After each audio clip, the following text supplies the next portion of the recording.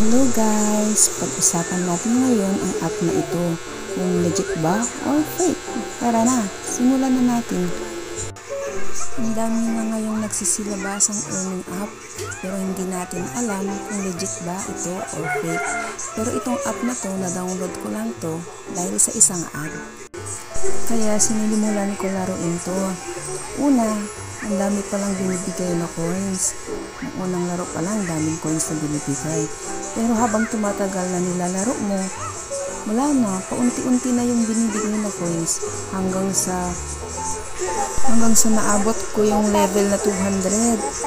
Pero nagulat ako kasi lumiliit na yung coins na binibigay sa akin.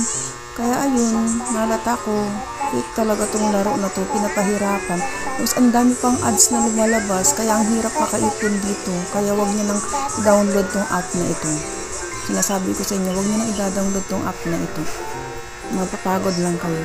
Yun lang. Thank you. Honest review ko to guys. Fake talaga tong laro na to. Wag niyo na i-download. Pasensya na rin kayo sa background ko, ang ingay. Yun lang. Thank you.